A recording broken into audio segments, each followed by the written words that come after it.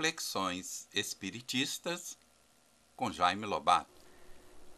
Meus amigos, nós vamos avaliar a página Ideias e Restrições, contida no livro Ponderações Doutrinárias, de Deolindo Amorim, edição da Federação Espírita do Paraná.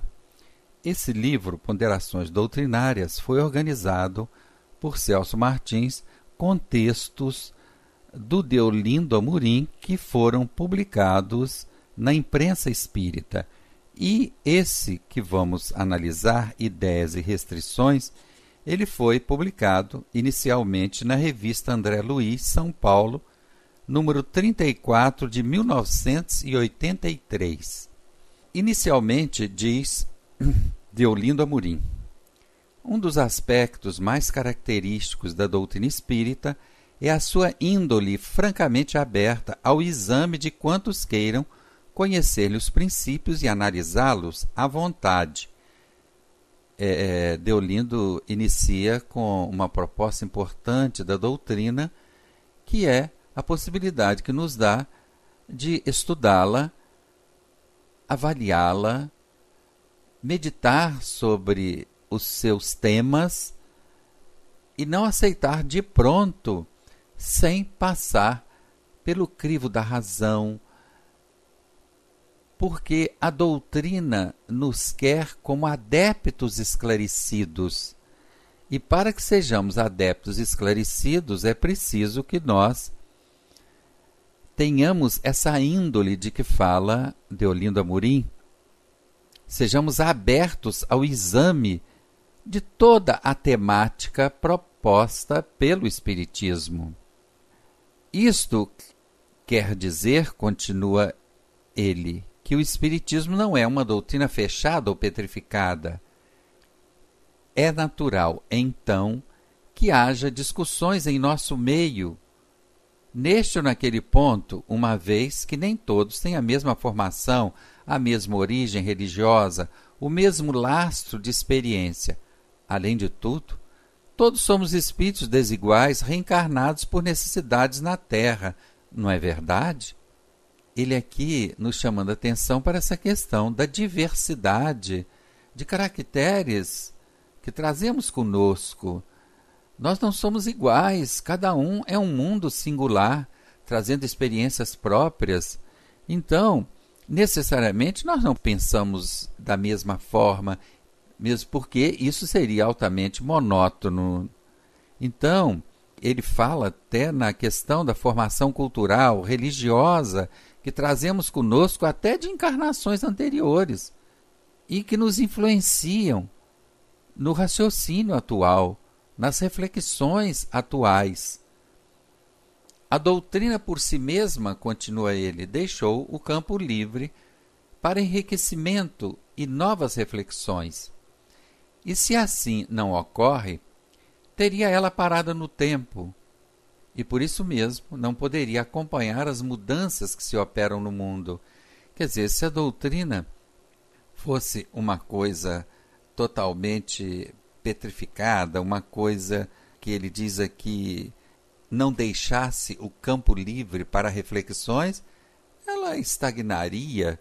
E não é isso que propõe a doutrina. Aliás, Kardec diz que se um dia a ciência contrariar a algum ponto da doutrina espírita, que nós fiquemos com a ciência, até alterando, se for o caso, a doutrina, mas até agora a doutrina tem se mostrado incólume nesse item.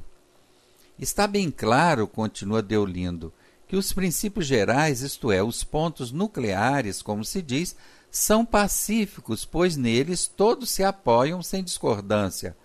Há, entretanto, opiniões diversas em relação a outras questões doutrinárias fora do contexto básico, que é a nossa fonte inconfundível e direta.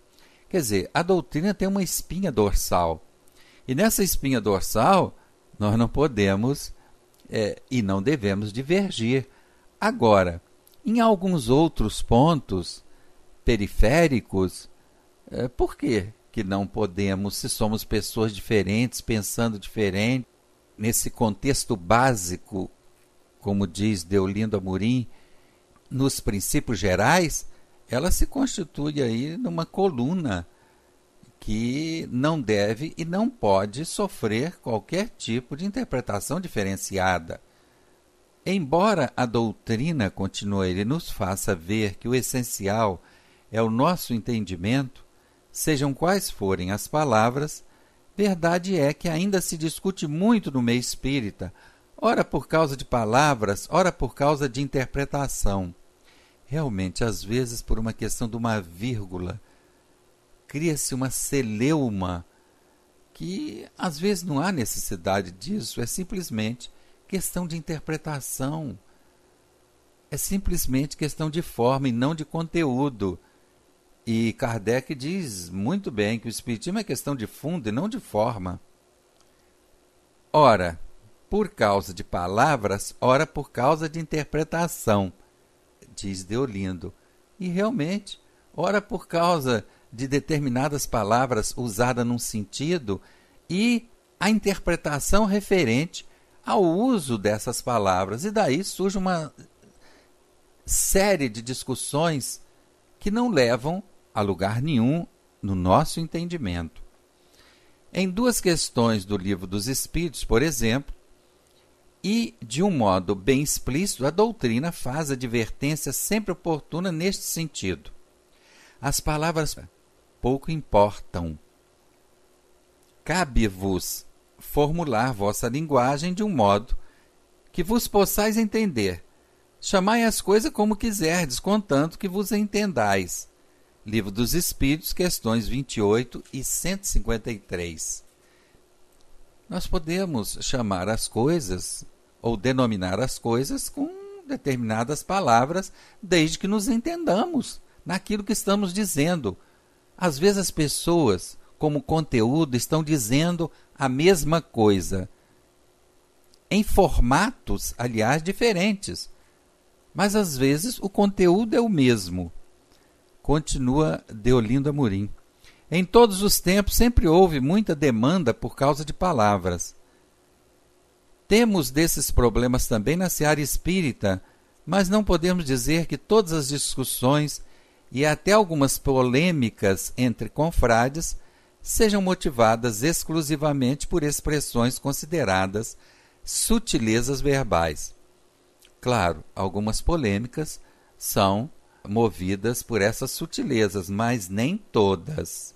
É isso que Deolindo quer chamar a nossa atenção. Há discussões, continua ele, de outra ordem, em virtude justamente de posições assumidas, seja quanto à indicação de uns tantos problemas, seja quanto aos modos de ver pessoalmente os problemas e o papel das instituições. Quer dizer, há determinadas divergências, discussões que ocorrem que são importantes.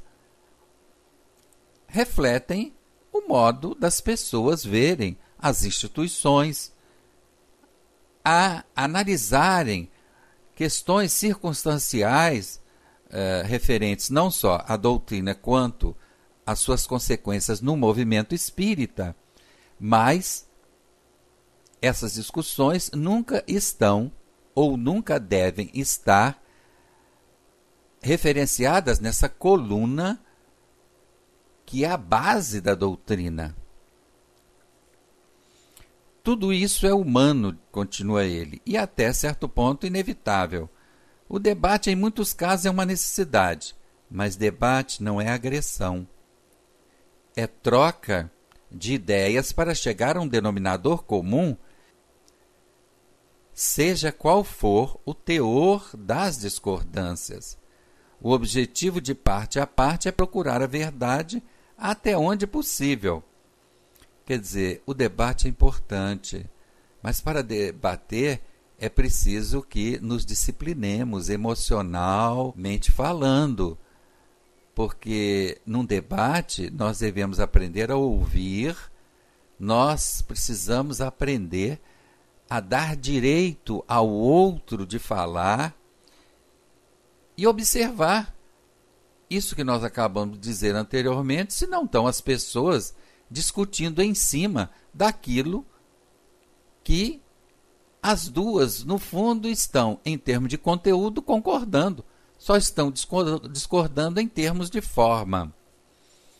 Justamente por isso, continua Deolindo, não vemos motivo para que haja animosidade pessoal entre confrades por causa de controvérsias.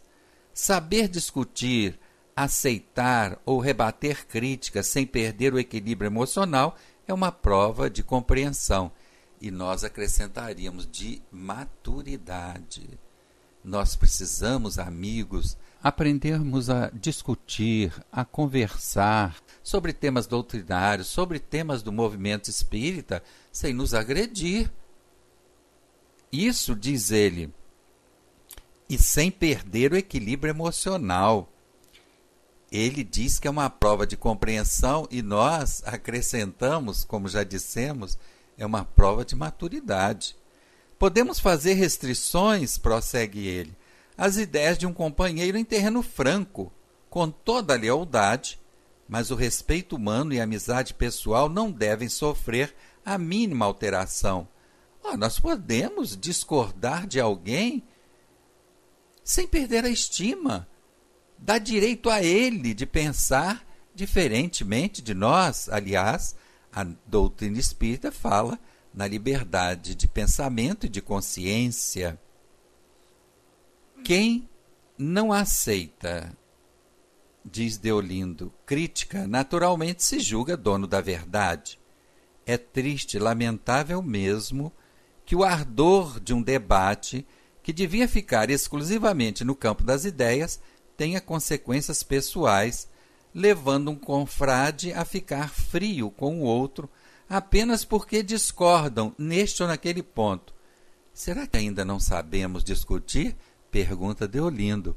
Isso é uma pergunta que nós devemos fazer a nós. Será que nós não sabemos discutir? Pensar diferente não nos torna inimigos, nem adversários.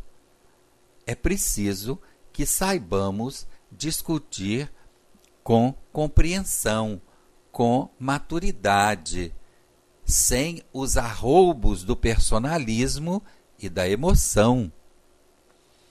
Afinal de contas, continua ele, a amizade pessoal é o apreço aos valores humanos, nada tem que ver com as posições contrárias neste ou naquele ângulo do pensamento crítico.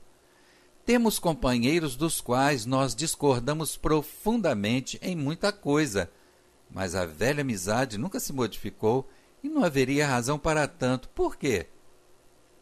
Porque não compreendemos sinceramente como se pode mudar o tratamento com um amigo de uma hora para outra somente porque houve um choque de ideias. Ora, será que os nossos amigos têm que pensar em todos os temas de forma idêntica a nós? Será que nós devemos exigir isso dos nossos amigos? Felizmente, continua Deolindo, conhecemos muitos confrades nossos cujo procedimento, sob esse ponto de vista, é realmente exemplar. Discutiam calorosamente, assumiam posições frontalmente antagônicas, mas tudo isso ficava no plano das opiniões acima das pessoas. Terminado o debate, que parecia uma batalha de ideias, nada de ressentimentos, nada de prevenções, abraçavam-se e continuavam lado a lado, trabalhando pela causa espírita. Já vimos de perto diversas atitudes desse tipo, aliás, muito enobrecedoras. Meus irmãos, isso aí significa maturidade. Acabamos de comentar parte da página Ideias e Restrições, contida no livro Ponderações Doutrinárias, de Deolindo Amorim, edição da Federação Espírita do Paraná.